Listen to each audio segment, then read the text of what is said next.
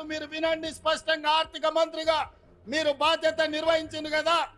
Outer ring road 7,500 కోట్ల రూపాయలకు తెగ నమ్మి ఆనాడు కాంగ్రెస్ పార్టీ నిర్మించి ఒక అద్భుతమైన ఆస్తిని నగరానికి తెలంగాణ రాష్ట్రానికి ఇస్తే దాన్ని అమ్మేసి 5 సంవత్సరాలలో రైతు రుణమాఫీ చేసింది మీరు 11,000 కోట్లు అయితే అందులో 8,500 కోట్ల రూపాయలు మిత్తికే సరిపోయినాయి. మీరు చెల్లించిన అసలు 2,500 కోట్లే. ఇవాళ ఈ వేదిక మీద నుంచి లెక్కలు చెప్తున్నా. ఇవాళ నువ్వు అనొచ్చు పాలమూరులో మేము లేం కదా నువ్వు ఎట్లన్నామని.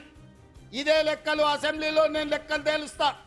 5 ఏళ్లలో మొదటి సంవత్సరం నువ్వు రైతు రుణమాఫీ చేసినుంటే ఈ 8,500 కోట్లు మిత్తి కాదు, రైతుల అసలు అప్పుకు సరిపోతుండే. మీరు 5 ఏళ్లలో మొదటి సంవత్సరంలోనే రైతు రుణమాఫీ చెయ్యనందుకు ఇవాళ మీరు ఇచ్చిందంత మిత్తికే పోయింది.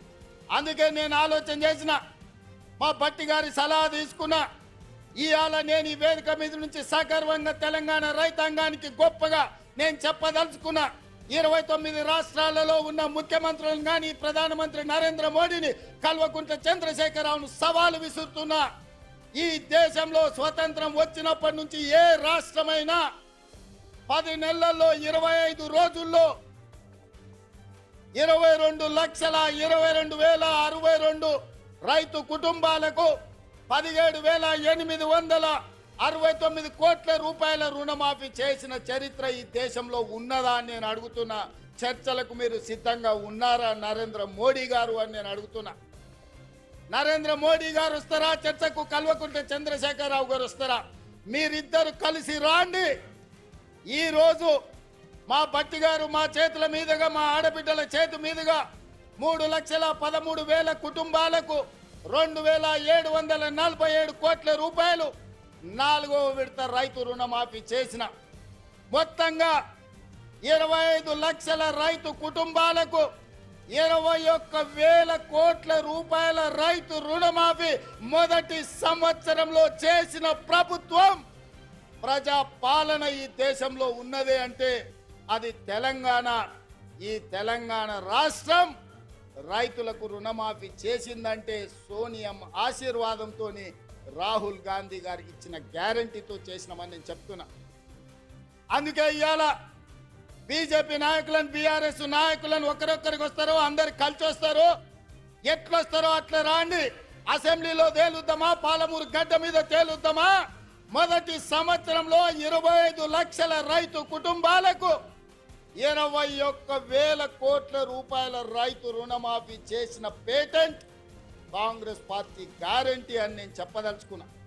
గ్యారంటీల గురించి మాట్లాడాల్సి వస్తే స్వతంత్రం వచ్చినప్పటి నుంచి దళితులకు, గిరిజనులకు, ఆదివాసీలకు, బలహీన వర్గాలకు భూ పంపకాలు చేసి అసైన్మెంట్ పట్టాలు ఇవ్వడం ద్వారా ఆ గ్యారంటీ మాది.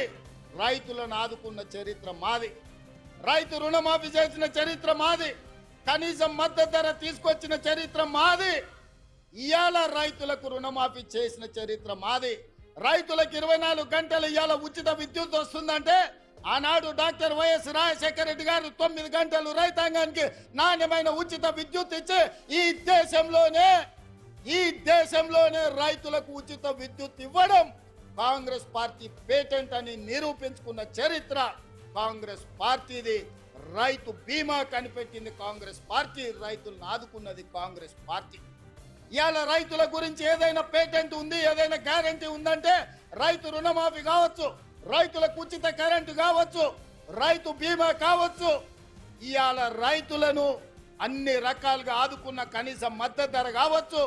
ఇవాళ రైతులకు 500 రూపాయలు బోనస్ ఇచ్చి వరి పంటను పండించిన చరిత్ర ఇవాళ కాంగ్రెస్ పార్టీది. ఈ పేటెంట్ అంతా మాది కాదా అని నేను అడుగుతున్నా. దీని మీద చర్చించడానికి మేము సిద్ధంగా ఉన్నాం. ఎవరెవరు వస్తారో రాండి అని చెప్పి ఈ వేదిక మీద నుంచి నేను సవాలు విసిరదలుచుకున్నా.